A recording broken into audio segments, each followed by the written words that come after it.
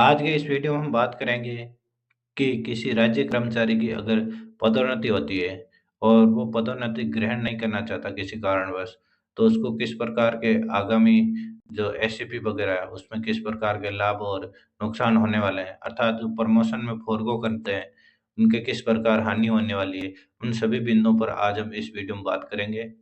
मैं राजेश इनानिया आपका स्वागत करता हूँ मेरे यूट्यूब चैनल इनानियन एजुकेशन में। जैसा कि आप देख पा रहे हैं, राजस्थान में अभी वरिष्ठ अध्यापक से व्याख्याता की पदोन्नति हुई है जो लगभग 10,000 की है।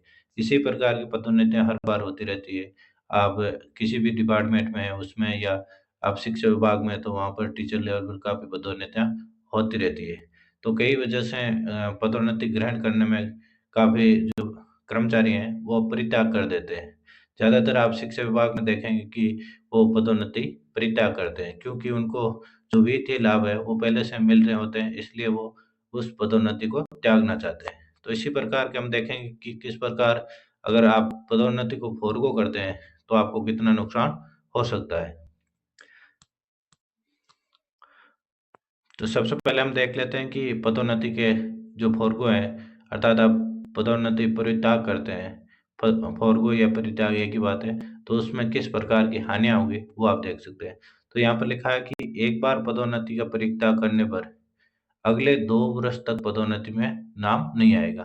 पहला तो आप यहाँ देख सकते हैं कि अगर आपने पदोन्नति त्याग दी है, तो अगली 2 लिस्ट में आपके जो वित्तीय वर्ष हैं, उनमें आपके पदोन्नति में वापस नाम नहीं आएगा। उसके बाद हम आप देख लेते हैं इन सभी जो दिए गए हैं यहाँ पर, इनको एक उदाहरण के द्वारा समझेंगे, जिससे कि आपको आसानी से सारी चीज़ समझ में आ जाए। अगली एसओपी तब तक नहीं लगेगी जब तक आप पदोन्नति स्वीकार नहीं कर लेते।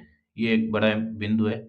अगर आपकी एक एसईपी लगी है और अभी आप फॉरगो कर रहे हैं, तो आपके बाकी बची 2 एसईपी आपके नहीं लगेगी तब तक जब तक आप पदोन्नति स्वीकार नहीं कर लेते। आप जैसे स्वीकार करेंगे तो उसके अनुसार आगे जो वो लगेगी मैं आपको बता दूँ।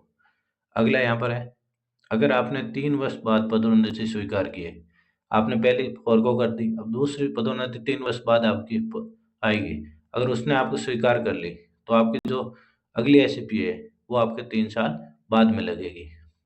अर्थात जो 18 साल वाली जो एसईपी है, वो अब 18 प्लस 3 होके 21 वर्ष में लगेगी एसईपी। इसी प्रकार अगली एसईपी जो आपके 27 वर्ष में लगती है, वो 27 प्लस 3 होके आपके 30 वर्ष में एसईपी लगेगी।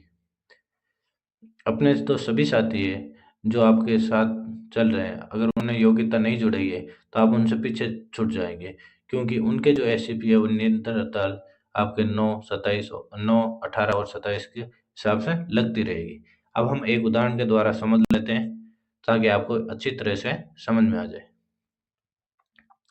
यहाँ एक उदाहरण लिया गया है कि अभी आपका वित्त वर्ष 21-22 में आपका प्रमोशन हुआ है। अर्थात प्रमोशन लिस्ट में आपका नाम आया है। अब आप उस प्रमोशन को नहीं लेना चाहते, कारण एक ही ज़्यादातर कि आपकी अभी पोस्टिंग घर के नज़दीक है, अगर आप पदोन्नति लेते हैं, तो आपकी पोस्टिंग घर से बहुत दूर हो जाती है। मेनली कारण यही होता है, अन्य कारण भी बहुत सारे होते रहते हैं। तो ये चीज़ तो आप उसमें नहीं लेना चाहते, आपने उसको फ़ॉरगो कर दिया। तो अगली 2 जो आपके वित्तीय वर्ष है, जो मैं आपको लिख देता हूँ यहाँ पर 2022-23 और आपके 2023-24 इन दोनों लिस्टों में आपका नाम वापस नहीं आएगा। एक बार फ़ॉरगो कर दिया तो 2 वित्त वर्ष तक आपका नाम नहीं आया। अब तीसरा वित्त वर्ष है, वो आपके 2024-25 है यहाँ पर लिखा है। इसमें आपका नाम आएगा। उससे पहले आपका नाम नहीं आएगा। अर्थात आप एक बार फ़ॉरगो करके 2 साल के लिए आप उसी जगह पर बने रह सकते हैं, क्योंकि 2 साल तक आपका वापस नाम नहीं आएगा। तीसरे वर्ष में आएगा, लगभग आप 3 वर्ष तक उस जगह पर बने रह सकते हैं। उसके बाद आपको वापस लिस्ट में नाम आएगा। अब आपने 2 बरस बीच में गैप कर दिया और तीसरे वर्ष में आ गए, तो 3 वर्ष आपने गैप करके आप एससीपी ले रहे हैं। अगली पदोन्नति लिस्ट में आपका नाम आया, आपने एससीपी ग्रहण जो पदोन्नति थी, वो ग्रहण कर ली। जैसे ही आपने पदोन्नति ग्रहण की, तो अब जो आपकी जो अगली एससीपी लगने वाली थी, जो आपकी जैसे पहले एससीपी आपकी 9 वर्ष में लग चुकी है, अब अगली एससीपी आपको 18 वर्ष में लगने वाली थी। वो अब 18 पर नहीं लग के 18 प्लस 3 21 पर लगेगी। और उससे अगली एसीपी आपके 27 प्लस 3 30 पर लगेगी। अब है कि आप फोरगो कितनी बार कर सकते हैं, तो आप कितनी भी बार फोरगो कर सकते हैं। अब 3 वर्ष बाद आपकी वापस लिस्ट में नाम आया, अब आप फिर फोरगो कर रहे हैं, तो फिर फोरगो करेंगे तो आपको 6 वर्ष बाद में नाम आएगा। उस टाइम अगर आप ग्रहण करते हैं, तो आपकी जो 18 वर्ष वाली एसीपी लगनी थी 18 पर, वो 18 प्लस 6 24 साल पर लगेगी एसीपी, और जो 27 पर लगनी थी और 27 प्लस 6 33 वर्ष पर एसीपी लगेगी। आप फोरगो कितनी भी बार कर सकते हैं। आप जितनी बार लिस्ट में नाम आएगा, उतनी बार आप फोरगो कर सकते हैं। लेकिन फोरगो करते रहेंगे तो आपको नेक्स्ट एसीपी कभी नहीं मिलेगी।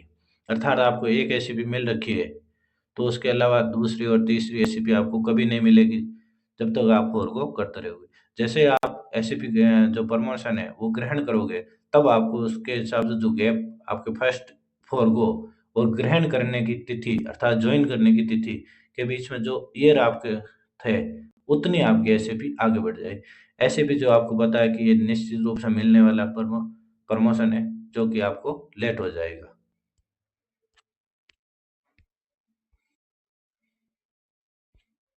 तो मेरे हिसाब से तो एसएपी जो आपका प्रमोशन है, अर्थात पदोन्नति है, उसका परित्याग करना कहीं भी सही नहीं है आपके। फिर भी आपको उचित लगता है तो आप ज़रूर इस पर विचार करें 1-2 बार।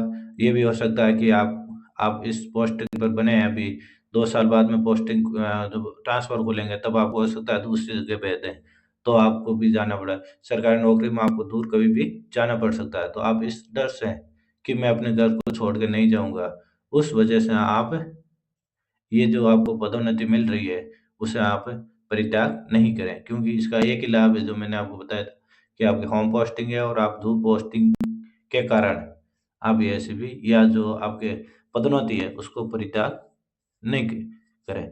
कम से कम उस प 1 बार 2 बार ज़रूर सोचें, उसके बाद इस पदोन्नति को फ़ॉरगो करें। मेरे हिसाब को आपको समझ में आ गया होगा। अगर आपको समझ में आ गया तो इस वीडियो को अधिक से अधिक अपने दोस्तों के साथ शेयर करें, जिससे कि उनको भी पता चले कि फ़ोरगो करने से कितना नुकसान है। साथ ही एक वीडियो जल्द आने वाला है जिसमें कुछ जो कर्मचारी हैं उनके कुछ क्वेश्चन थे उनके बारे में आएगा। आपके भी कोई क्वेश्चन है तो नीचे कमेंट बॉक्स में ज़रूर करें। साथ ही हमारा व्हाट्सएप नंबर है, उस पर जाकर जो कि आपको वीडियो के डिस्क्रिप्शन में लिंक मिल जाएगा, उसमें जाकर आप किसी भी कर्मचारी संबंधित भी कोई कार्य है, तो आप वो करा सकते हैं। आपको डिस्कशन में और कमेंट बॉक्स में लिंक मिल जाएगा और पूरा लिंक मिल जाएगा, उससे पढ़ के ज़रूर आप व्हाट्सएप ग्रुप जॉइन करें। धन्यवाद दोस्तों।